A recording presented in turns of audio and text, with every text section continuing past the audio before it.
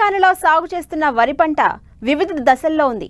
కొన్ని చోట్ల చిరుపొట్టు దశలో ఉంటే ఇంకా అక్కడక్కడ నాట్లు వేస్తున్నారు రైతులు. ప్రస్తుతం వాతావరణ పరిస్థితులు ముందుగా సాగు చేసిన వరి పొలాల్లో బ్యాక్టీరియా ఎండాకు తెగులు ఆశించే అవకాశం ఉంది. కాబట్టి తొలి దశలోనే ఈ తెగులు నివారణకు సస్యరక్షణ చర్యలు చేపట్టాలని సూచిస్తున్నారు రాజేంద్రనగర్లోని వరి పరిశోధన సంస్థ శాస్త్రవేత్త కిరణ్ బాబు.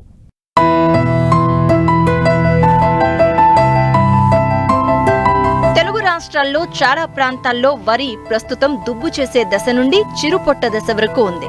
మరికొన్ని చోట్లలో ఇప్పుడిప్పుడే నాట్లు వేస్తున్నారు. అయితే ప్రస్తుతం కురుస్తున్న వర్షాల కారణంగా ముందుగా సన్నగింజ వరి రకాలు నాట్లు వేసిన ప్రాంతాల్లో బ్యాక్టీరియా ఎండాకు తెగులు ఆశించుటకు అనుకూలం.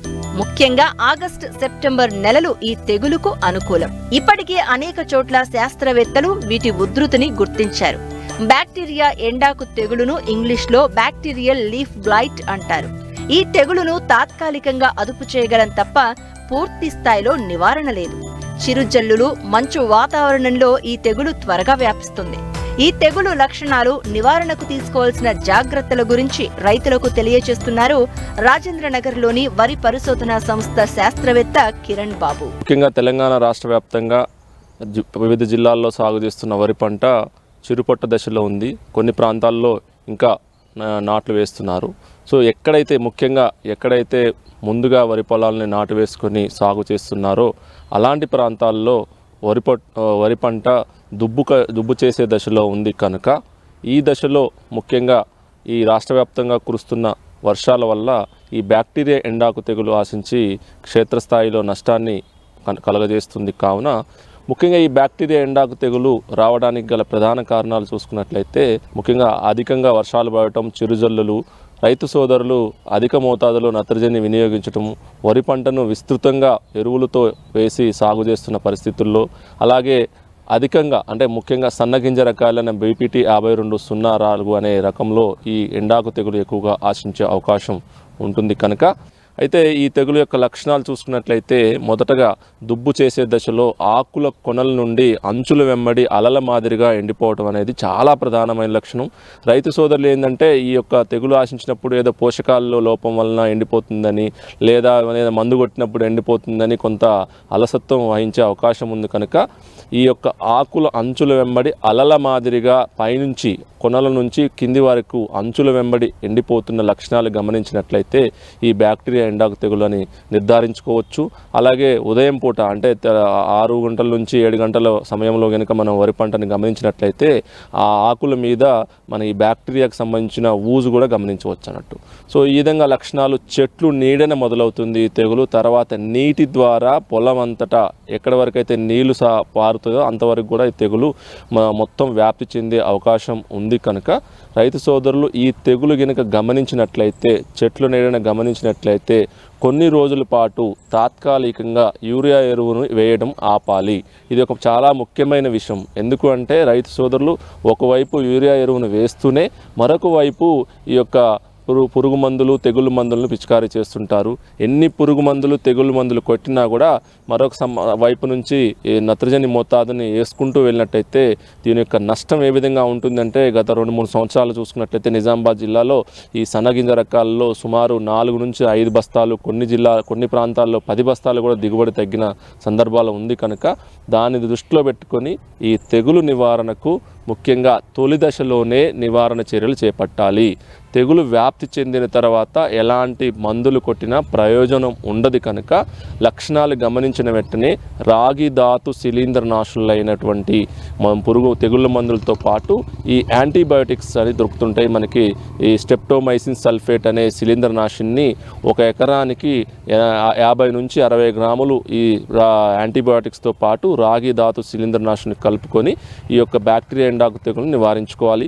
ఈ తెగులు కనుక ఉధృతి అధికంగా ఆశిస్తుంది అన్న జిల్లాల్లో, అన్న ప్రాంతాల్లో ఈ తట్టుకునే రకాలు కూడా జయశంకర్ తెలంగాణ రాష్ట్ర వ్యవసాయ విశ్వవిద్యాలయం మరియు భారతీయ వ్యవసాయ పరిశోధనా సంస్థ వారు విడుదల చేయడం జరిగింది కనుక అలాంటి ప్రాంతాలలో ప్రతి సంవత్సరం వస్తుందంటైతే అలాంటి రకాలను ముఖ్యంగా RP Bio 226 అంటే ఇంప్రూవ్డ్ సామసూరి కానీ జగిత్యాల నుంచి కొంతవరకు తట్టుకునే రకాలను విడుదల చేయడం జరిగింది కనుక అలాంటి రకాలను సాగు చేసుకోవాలి. ముఖ్యంగా ఈ బ్యాక్టీరియా ఎండాకు తెగులుకి ఆగస్టు మాసము సెప్టెంబర్ మాసము అత్యంత అనుకూలమైన పరిస్థితులు ఉత్పన్నం అవుతాయి కనుక రైతు సోదరులు ఈ తెగులు గురించి కొంత అవగాహన ఏర్పరచుకొని తొలి దశలోనే నివారణ చర్యలు చేపట్టాలి.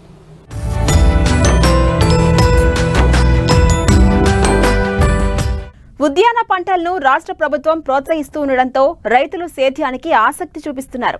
పెట్టుబడి వ్యయం తక్కువ కావడం, ఉత్పత్తులు అధికంగా వచ్చి మంచి ఆదాయం వస్తుండటంతో రైతులు కూరగాయల సాగుకు మొగ్గు చూపుతున్నారు. ముఖ్యంగా వరంగల్, ఖమ్మం జిల్లాలో సిటీకి దగ్గరగా ఉన్న గ్రామాల్లోని రైతులు అనేక సంవత్సరాలుగా ఆగాకరణ సాగు చేస్తున్నారు. ప్రస్తుతం మారిన వాతావరణ పరిస్థితుల కారణంగా పండుగ ఆశించి తీవ్రంగా నష్టపరుస్తోంది. దీన్ని గుర్తించిన వెంటనే నివారించకపోతే పంట పూర్తిగా దెబ్బతినే అవకాశం ఉంటుంది. పండుగను అరికట్టేందుకు సమగ్ర సస్యరక్షణ చర్యలను తెలియజేస్తున్నారు ప్రధాన శాస్త్రవేత్త డాక్టర్ ఏ వెంకటరెడ్డి. కూరగాయలకు మార్కెట్లో చాలా డిమాండ్ ఉంది. నగరాలకు దగ్గరగా ఉన్న గ్రామాల్లో చాలా మంది రైతులు కూరగాయలనే అధికంగా సాగు చేస్తున్నారు. గత 4 సంవత్సరాలుగా వరంగల్, ఖమ్మం జిల్లాల్లో ఆగాకర సాగుకు రైతులు అధిక ప్రాధాన్యం ఇస్తున్నారు. వర్షాకాలం నుండి శీతాకాలం వరకు కొనసాగే ఈ పంటకు ఏటా మంచి ధర లభిస్తోంది. అయితే ఇప్పుడు పండు ఈగ బెడద ఆగాకరకు పెద్ద సమస్యగా మారింది. ఈ పురుగు బెడద వల్ల కాయలు నాణ్యత కోల్పోయి దిగుబడికి తీవ్ర నష్టం వాటిల్లుతోంది. దీనిని ఫ్రూట్ ఫ్లై అని అంటారు. రైతులు ఇప్పటికే 3 నుండి 4 కోతలు కోశారు. అయితే ఇప్పుడు కొత్తగా పూత నుండి కాయలవుతున్న సమయం వీటి ఉధృతి పెరిగింది. ఈ పురుగులు ఆశించిన కాయలు పనికి రాకుండా పోతున్నాయని రైతులు ఆందోళన వ్యక్తం చేస్తున్నారు. పండు ఈగ నివారణకు సమగ్ర సస్యరక్షణ చర్యలను తెలియజేస్తున్నారు వరంగల్ ప్రాంతీయ వ్యవసాయ పరిశోధనా స్థానం ప్రధాన శాస్త్రవేత్త డాక్టర్ ఏ వెంకటరెడ్డి. ఈ పురుగుకు సంబంధించినటువంటి తల్లి రెక్కల పురుగులు కనుక చూస్తున్నట్లయితే ఇవి మనకు మామూలుగా కందిరీగా లాగా మనకు కనిపిస్తూ ఉంటాయి. వాటి రెక్కలు కనుక చూసుకున్నట్లయితే చాలా పారదర్శకంగా ఉండి శరీరం మొత్తం కూడా పసుపు రంగులో కనిపిస్తూ ఉంటాయి. ఈ రెక్కల పురుగులు ఈ పూత మీద కానీ లేకుంటే తయారైనటువంటి చిన్న పిందెల పైన కానీ గుడ్లు పెడతా ఉంటాయి. ఆ గుడ్ల నుంచి వచ్చినటువంటి పిల్ల పురుగులు ఏవైతే ఉంటాయో పూతకు నష్టం చేయడమే కాకుండా చిన్న పిందె దశలో ఉన్నప్పుడే ఈ పురుగు చిన్న రంధ్రం చేసి లోపలికి వెళ్ళి ఆ కాయ లోపల ఉన్నటువంటి పదార్థాన్ని అంతా కూడా తినివేయడం జరుగుతూ ఉంటుంది. దీనివల్ల మనకు బాహ్యంగా చూసినట్లయితే తొందరగానే కాయలు అనేటువంటి పండువారిపోతూ ఉంటాయి. తర్వాత కాయ కూడా కొంచెం వంకర టింకరగా మారిపోవడం, తర్వాత ముందుగానే పక్వానికి వచ్చినట్టుగా అయి నేల మీద పడి ఆ విధంగా రైతుకు బాగా నష్టం కలుగజేస్తూ ఉంటాయి. ఈ లోపల ఉన్నటువంటి ఈ మ్యాగట్స్ ఏవైతే ఉంటాయో ఆ పిల్ల పురుగులన్నీ కూడా పెరిగిన తర్వాత ఆ కోశ దశకు వెళ్ళే ముందు ఆ కాయల నుంచి మళ్ళీ బయటకు వచ్చేసి భూమి లోపలికి చేరి భూమి లోపల ప్యూపా దశకు పోయి అక్కడి నుంచి మళ్ళీ తల్లి ఈగగా బయటికి రావడం జరుగుతూ ఉంటుంది. పాదుజాతి కూరగాయల్లో ప్రతి పంటకు పండు ఈగ సమస్య ఉంది. రసాయన పురుగు మందులు వాడడం వల్ల ఖర్చులు పెరగడం తప్ప నివారణ అనేది పూర్తి స్థాయిలో సాధ్యం కాదు. కాబట్టి వీటి నివారణకు సమగ్ర సస్యరక్షణ పద్ధతులు పాటిస్తే ఈ ఈగను అరికట్టి అధిక దిగుబడులను సాధించడానికి ఆస్కారం ఉంటుంది. తీగజాతి కూరగాయలు కనుక చూసుకున్నట్లయితే ఈ పురుగుకు బాగా ఇష్టమైనటువంటి పంట ఏదంటే బీరకాయ అని అంటూ ఉంటారు, రిడ్జ్ గోల్డ్ అనేటువంటిది. దీన్ని మనం ఆకర్షక పంటగా అక్కడక్కడ ఒక ఎకరంలో ఒక 10 నుంచి 20 మొక్కలు కనుక పెంచుకున్నట్లయితే తల్లి రెక్కల పురుగులు అనేటువంటి మనం తేలికగా ఈ బీర పాదుల మీద చూసుకొని ఆ బీర పాదుల పైన ఉన్నటువంటి తల్లి రెక్కల పురుగులను కనుక నివారించుకున్నట్లయితే సహజంగా పురుగు ఉధృతి బాగా తగ్గడానికి అవకాశం ఉంటుంది. ఈ పురుగు ఆశించి రాలినటువంటి కాయలు ఏవైతే ఉంటాయో వాటిని మనం జాగ్రత్తగా ఎప్పటికప్పుడు కాల్చివేయడం కానీ లేకుంటే భూమిలో గుంత తీసి గుంతలో వేసి పూడ్చిపెట్టడం కానీ తప్పకుండా చేయాలి. లేనట్లయితే ఈ కింద పడినటువంటి కాయల నుంచి వెలువడేటువంటి ఏదైతే వాసన ఉంటుందో ఆ వాసనకి ఇంకా పురుగులు ఎక్కువగా ఆకర్షించబడి ఇంకెక్కువ నష్టం జరగడానికి అవకాశం ఉంటుంది. కలుపు మొక్కలు లేకుండా జాగ్రత్త తీసుకోవాలి. ఒకవేళ కలుపు మొక్కలపై కనుక ఈ రెక్కల పురుగులు కనిపించినట్లయితే మనం ఏదైనా పురుగు మందులు క్లోరిపైరిపాస్ కానీ ఎస్ఫేట్ లాంటి మందులను మనం పిచికారీ చేసి నివారించుకోవచ్చు. ఈ పురుగు నివారణకి విషపర్యలు కూడా పెట్టుకోవడానికి అవకాశం ఉంటుంది. ఒక 100 మిల్లీలీటర్ల మలాథియాన్లో ఒక 100 మిల్లీలీటర్ల చక్కెర కానీ లేకుంటే బెల్లం ద్రావణాన్ని కనుక మనం తయారు చేసుకొని మట్టి పాత్రలలో చిన్న ప్రమిదల్ లాంటి మట్టి పాత్రలు ఉంటాయి. అవి ఒక ఎకరానికి సుమారు ఒక 10 నుంచి 15 వరకు కనుక చుట్టూ వివిధ 4 దిక్కులలో కనుక మనం పెట్టుకున్నట్లయితే ఆ చక్కెర ద్రావణానికి కానీ లేకుంటే బెల్లం ద్రావణానికి ఆకర్షించబడి అందులో పడి ఈ రెక్కల పురుగులు చనిపోవడానికి అవకాశం ఉంటుంది. ఇంకా రెండో రకమైనటువంటి పద్ధతి 1:1 రేషియో, అంటే ఒక 100 మిల్లీలీటర్ల మిథైల్ యూజినాలు తర్వాత 100 మిల్లీలీటర్ల మలాతి అనేటువంటి మందును కూడా కలుపుకొని ఒక్కొక్క మట్టి పాత్రలో సుమారుగా ఒక 10 మిల్లీలీటర్ల వరకు కనుక ఉంచి అక్కడక్కడ మనము పంటలో కనుక పెట్టుకున్నట్లయితే దానికి కూడా ఆకర్షించబడి రెక్కల పురుగులు నివారించుకోవడానికి అవకాశం ఉంటుంది. ఈ పురుగు యొక్క ప్యూపదశ భూమిలో ఉంటుంది కాబట్టి తప్పకుండా వేసవిలో దుక్కులు చేసుకోవడమే కాకుండా పైరు మొదల దగ్గర ఉన్నటువంటి మట్టినంతా కూడా ఎప్పటికప్పుడు పారలతోటి కనుక కదిలించి దాంట్లో ఉన్నటువంటి ప్యూపా దశలో ఉన్నటువంటి పురుగును నాశనం చేసుకోవచ్చు. లేదా పాదులలో ఒక్కొక్క పాదుకు సుమారు ఒక 50 నుంచి 100 గ్రాముల ఫాలిడాల్ అనేటువంటి డస్ట్ని కనుక వేసుకున్నట్లయితే ప్యూపా దశ పురుగులను కూడా మనం నివారించుకోవడానికి అవకాశం ఉంటుంది. ప్రతి తెలుగు రాష్ట్రాల్లో పండించే కూరగాయల పంటల్లో చిక్కుడు ఒకటి. తక్కువ సమయంలో ఈ పంట చేతికొస్తుంది.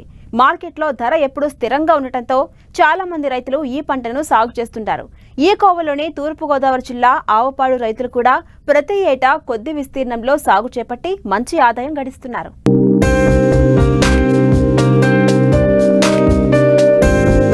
చిక్కుడు ఈ కాయగూరను ఇష్టపడని వారు ఉండరు. మార్కెట్లో కూడా ఎప్పుడూ మంచి ధర పలుకుతూ ఉంటుంది. అయితే చిక్కుడులో 2 రకాలున్నాయి. ఒకటి పందిరి చిక్కుడైతే రెండోది పొద చిక్కుడు. పందిరి చిక్కుడు కొంచెం ఖర్చుతో కూడుకున్న పని. ఇది నాటిన 4వ నెల నుండి దిగుబడి ప్రారంభమవుతుంది. ఇలా 2 నెలల పాటు దిగుబడి వస్తుంది. అందుకే ప్రతి ఏటా తూర్పుగోదావరి జిల్లా నల్లజర్ల మండలం ఆవపాడు గ్రామ రైతులు ఎకరం అర ఎకరంలో సన్నరకం పందిరి చిక్కుడును సాగు చేస్తూ ఉంటారు. స్థానికంగా దొరికే కర్రలను ఉపయోగించి పందిరి వేస్తూ నాణ్యమైన దిగుబడిని తీస్తారు. వచ్చిన దిగుబడిని స్థానికంగా ఉండే కూరగాయల వ్యాపారులు కొనుగోలు చేస్తారు. దిగుబడి అధికంగా వస్తే తాడేపల్లిగూడెం వ్యవసాయ మార్కెట్కు రైతులు తరలిస్తూ మంచి ఆదాయం పొందుతున్నారు. ఎకరం పొలంలోనూ ఒక అరెకరం వంగ తోట, ఒక అరెకరం చిక్కుడు వేస్తూ ఉంటానండి. నేను 18 సంవత్సరాలుగా ఇదే వ్యవసాయం చేస్తున్నాను. సంవత్సరం ఇదే పంటలో ఈ పంట అటు ఆ పంట ఇటు మార్చుకుంటూ ఉంటామండి. లాభ నష్టాలు కూడా లాభం ఉంటుంది, నష్టం ఉంటుందండి. మా గ్రామంలో ఇదే వ్యవసాయం నడుస్తుందండి. వేరే వ్యవసాయం చేతనంగా నష్టపోతున్నామండి. కొంతవరకు లాభసాటిగా ఉన్న వ్యవసాయం చిక్కుడు వంగనండి. మాకు మే నెల ఫస్ట్ వారంలో దుక్కు చేస్తామండి. దుక్కు చేసిన తర్వాత కొంచెం ఆరిన తర్వాత గుల్లమట్టి అది తోలి అరెకరానికి 2 టిప్పులు కాడ గుల్లమట్టి తోలుతామండి. నల్ల మందు అని ఎరువు ఉందండి. ఆ ఎరువు వేసి దుక్కు బాగా మెత్తగా అయ్యేలాగా చేసి గొట్టలు తోలండి గింజలు పెట్టి అప్పుడు తడి పెడతామండి. తడి పెట్టిన తర్వాత వారానికి మొలకలు వస్తాయండి. మొలకలు వచ్చిన తర్వాత పందిరి నాటుతామండి. ప్రతి పాదికి గుంజ వచ్చేలాగా నాటుతామండి. నాటిన తర్వాత పాదులు కొసలు వస్తాయండి. కొసలు పైకి పురుకోసలు కట్టి పైకి పందిరికి అందిస్తామండి. పైనేమో ఇనపతీగ వరుసకి ఇనపతీగ అడ్డం నిలువు అల్లి బద్దలుతామండి. మేము సొంతంగా చేసుకుంటామండి. కొంతవరకు కూలీలతో కూడా చేయించుకుంటామండి. ఈ చిక్కుడు విత్తనం అండి కండవెల్లి నుంచి తెచ్చారండి. ఒక 20 సంవత్సరాల క్రితం మా ఊరోళ్ళు పెద్ద రైతులు తెచ్చారండి. తెచ్చిన తర్వాత ఒకళ్ళ నుంచి ఒకళ్ళు వాళ్ళ దగ్గర వీళ్ళ దగ్గర మేము విత్తనాలు తీసిన దగ్గర మా దగ్గరే మేము కొనుక్కుని ఒకళ్ళ దగ్గర ఒకళ్ళు కొనుక్కుని విత్తనం నాటుతున్నామండి. ఇది నాటిన తర్వాత 75 రోజులకి కాపుకి వస్తుందండి. పచ్చకాయలు సన్నగా ఉంటాయండి. మార్కెట్ స్పీడ్గా వెళ్తాయండి. మందులు పెట్టుబడి ఎక్కువ అండి, ఆదాయం ఎక్కువ ఉంటుంది. బాగుంటుందండి వ్యవసాయానికి. దసరా చిక్కుడు అనేది తక్కువ కాలంలో కాస్తుందండి. ఇదేమో ఎక్కువ రోజులు కాస్తుందండి. మొలకలు వచ్చిన తర్వాత సన్నపాటి మందులు కొడతామండి. పందిరికి అల్లిక కనీల్తిగా కమ్మే వరకు కూడా, పందిరి మీద నీడ కమ్మే వరకు, పూతకెలా లేగుతుంది అనేది కూడా 2 నెలల వరకు కూడానండి సన్నకారు మందులు కొడతాం. పైరాపాసు ఎంట్రికలు అనేటి తక్కువ పవర్ మందులు కొడతామండి. పూత లెగుతుంది అనేదానికి పందిరి కమ్మాక పూత లెగుతుందండి. పూత లెగిసిన తర్వాత ఘాటు మందులు కొడతామండి. కొట్టిన తర్వాత అది పూత పిండిపడి కాయగా తయారవుద్దండి. అక్కడి నుంచి మేము డోసు పెంచుకుంటా కంటిన్యూ చేసుకుంటా మందులు కొడతా ఉంటే వారానికి 2 సార్లు మందులు కొట్టాలండి. ఒకసారి కాయలకు వస్తామండి. ఈ కాయలండి మేము కూలీలతో కోయించుకుంటామండి. అది అరెకరానికి వచ్చి 500 కేజీ కూడా అవుద్దండి. స్టార్టింగ్ 10 కేజీలు 20 కేజీలు కానించి స్టార్టింగ్ 200 300 బాగా పండింది అనుకుంటే 500 కేజీ 600 కేజీ కూడా అవుద్దండి. దాని నేలను బట్టి సౌకర్యాన్ని బట్టి రైతులు చేసే విధానాన్ని బట్టి పండుద్దండి. పండిన తర్వాత ఇక్కడ సైకిల్ వాళ్ళు వస్తారండి, కూరగాయలు అమ్ముకునే సైకిల్ వ్యాపారస్తులు వస్తారు. అలా కొన్ని కూరగాయలు పట్టుకెళ్తారండి. ఉన్నాయి మేము మార్కెట్కి తాడేపులగూడెం యార్డ్ అండి, మాకు మార్కెట్ యార్డు. ఆ మార్కెట్కి తోలుకుపోతామండి బళ్ళ మీద. కమిషన్దారులు ఉంటారండి. 10 కేజీలు 500 అమ్మొచ్చు అండి, 400 అమ్మొచ్చు. సరుకుని బట్టి 700 అమ్మొచ్చు అండి, అదే రోజు 200 అమ్మొచ్చు. అలాగే అదే విధానంలో మేము మార్కెట్కి తీసుకెళ్తూ ఉంటామండి. చిక్కుడులో 4-5 రకాల్లో ఉన్న చిక్కుడు రకాల్లో లాభసాటి రకం అండి రైతుకి. ఇది గుత్తులుగా కాయలు కాచుకుంటా మనం మందు కొట్టే కొందే కాయలు కాచుకుంటా అలాగా ఎదరక పోతూ ఉంటుందండి. ఇది సుమారుగా మే నెలలో స్టార్టింగ్ అయితే ఆగస్టు శివారులో మాకు కాపుకి వస్తుందండి. అక్కడి నుంచి దశల వారీగా అలాగా సంక్రాంతి వరకు ఇదే రకంగా కాస్తుందండి. అక్కడి నుంచి సన్నగిలిపోద్దండి. మందులు కొట్టిన పవరైన మందులు కొడటం వల్ల సన్నగిలిపోయి తగ్గిపోద్దండి. అప్పుడు ఇంకా తీసేస్తామండి.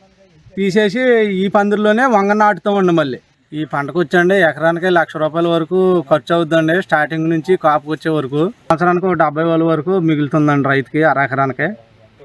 ఇది చాలా లాభసాటి అయిన వ్యవసాయం అండి. కూరగాయల్లోకి నెంబర్ 1 అండి, బాగుంటుందండి.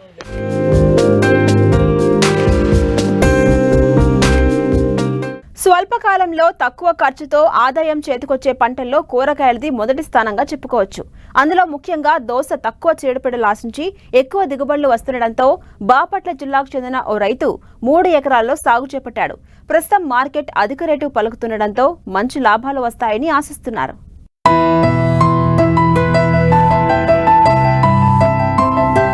ఇదిగో ఇక్కడ చూడండి, మొత్తం పొలం కనిపించకుండా దోస తీగ అల్లుకుంది కదూ. అవునండి, బాపట్ల జిల్లా వేటపాలెం మండలం కొత్తపేట గ్రామానికి చెందిన రైతు గిరిప్రసాద్ 3 ఎకరాల్లో దోస సాగు చేస్తున్నారు. ఈయన గత 6 ఏళ్లుగా తనకున్న పొలంలోనే ప్రణాళికాబద్ధంగా దోస పంటను సాగు చేస్తున్నారు. డ్రిప్ ద్వారా సాగునీరు, ఎరువులను అందిస్తున్నారు. ప్రస్తుతం పంట పూత పిందే దశలో ఉంది. మరో 15-20 రోజుల్లో పంట దిగుబడులు ప్రారంభం కానున్నాయి. ఎకరాకు 1 టన్ను వరకు దిగుబడి వచ్చే ఆస్కారం ఉంది. మార్కెట్లో కూడా మంచి ధర పలుకుతూ ఉండడంతో అధిక లాభాలు వస్తాయని ఆశాభావం వ్యక్తం చేస్తున్నారు. దీనికి గాను పొలం రెడీ చేసుకోవడానికి ముందుగా ఎండాకాలం మెట్ట దుక్కులు బాగా దున్ని పశువుల ఎరువు తోలుకొని విత్తనాలు జల్లి రొటోవేటర్ వేసాం వర్షాలు పడిన తర్వాత. అక్కడి నుంచి 6 రోజులకి విత్తనం మొలకెత్తడం జరిగింది.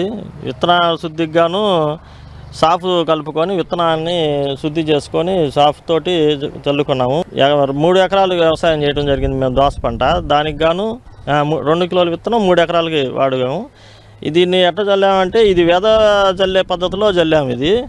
దీనికి గాను అప్పుడు మానికి విత్తనానికి 4 కిలోలు నూకలు కలుపుకొని చల్లటం జరిగింది. చల్లిన తర్వాత రోటావేటర్ వేసాము. రోటావేటర్ వేసిన తర్వాత వర్షాధారంగానే మలిచింది ఫస్ట్ స్టార్టింగ్. నూకలంటే సమానంగా పడటానికి పొలంలో సమానంగా కలపడానికి 2 భాగాలు చేసుకొని అడ్డంగా నిలువుగా 2 సార్లు చల్లటం జరిగింది మానికి విత్తనాన్ని. ఆ తర్వాత ఒక 15 రోజులకి ఫస్ట్ తడిపి ఇవ్వటం జరిగింది. దాంట్లో స్ప్రింక్లర్ ద్వారాగా తడిపాము పొలాన్ని. ఆ తర్వాత అప్పుడప్పుడు వర్షాలతోటి అప్పుడప్పుడు స్ప్రింక్లర్ తోటి తడుపుతా 15 రోజులకు ఒకసారి ఫస్ట్ బలం వేసాము.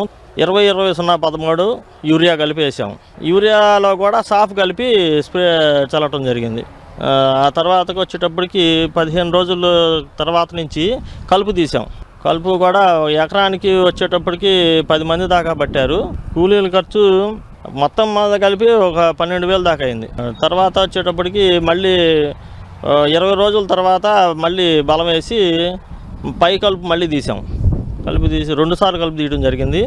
ఈ తర్వాత నుంచి ఇంకా 2వ బలం వేసిన తర్వాత దోమ కనిపిస్తుంటే ఇమిడాక్లోప్రిడ్ స్ప్రే చేసాము. స్ప్రే చేసిన తర్వాత ఇప్పుడు పూత స్టార్ట్ అవుతుంది. ఇప్పుడు పంట వయసు వచ్చేటప్పటికి 45 రోజులు అవుతుంది. అప్పుడే పూత పింద కొంచెం కనబడతా ఉన్నాయి. ఈ సంవత్సరం రేట్లు కూడా ఆశాజనకంగా ఉన్నాయి కాబట్టి కొంచెం లాభం ఎక్కువగానే వచ్చింది అనుకుంటున్నాం. ఇది కాలం అన్నీ అనుకూలించి ఈ తెగుళ్ళు బారిన పడకుండా బాగుంటే కనుక పంట బాగా రావచ్చు. ఇది వచ్చేటప్పటికి ఎకరానికి 1 టన్ను దాకా దిగుబడి రావచ్చు. 3 ఎకరాలు 3 టన్నులు రావచ్చు. అన్ని కాలం బాగుండి తెగుళ్ళు లేకపోతే. నాటిన తర్వాత మొక్క 6 రోజులకు వచ్చింది. పూత వచ్చేటప్పటికి 45 రోజుల నుంచి పూత స్టార్ట్ అయ్యిద్ది. 60 రోజుల్లో కాపు ఉంటుంది. ఇప్పుడు మన పంట వచ్చేటప్పటికి ఇది 45 రోజుల స్టేజ్లో ఉంది, పూత మీద ఉంది, ఎక్కడన్నా లైట్గా కింద కనబడుతుంది. ఇక్కడి నుంచి వచ్చేటప్పటికి ఈ సంవత్సరం పురుగు అయితే పెద్దగా ఏం కనిపించట్లేదు, కానీ తెగుళ్ళు మాత్రం బాగున్నాయి.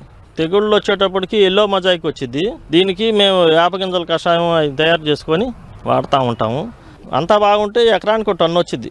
మేము ఇక్కడ నెహ్రూ కూరగాయల మార్కెట్, మా చీరాలలో మార్కెట్ ఉంది, ఆ మార్కెట్లోనే అమ్ముతూ ఉంటాం. ప్రస్తుత ధర అయితే 1600 దాకా ఉంది. టిక్కీలు లెక్క అమ్ముతాం. ఇది ఒక టిక్కీకి సుమారుగా 50 కిలోలు రావచ్చు. ఇది ఇవాళ రేటు 1600 ఉంది.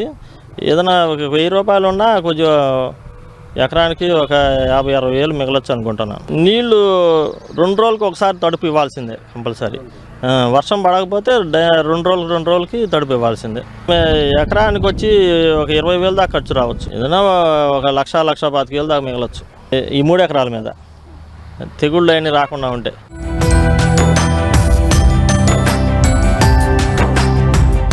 వ్యవసాయంలో సమస్యలకు సందేహాలకు సమాధానాల కోసం మట్టి మనిషి రైతుకు అండగా నిలుస్తోంది. మీరు సంప్రదించవలసిన మా చిరునామా మట్టి మనిషి 10 TV, road number 36, Jubilee hills, Hyderabad 500033. మా ఫోన్ నెంబర్ 0403010110 మరియు 8897186111. మరిన్ని ఆసక్తికరమైన విశేషాలతో ప్రతిభా బయోటెక్ కోకలి సమర్పించు మట్టి మనిషి కార్యక్రమంలో మళ్ళీ కలుసుకుందాం. అంతవరకు సెలవు, నమస్కారం.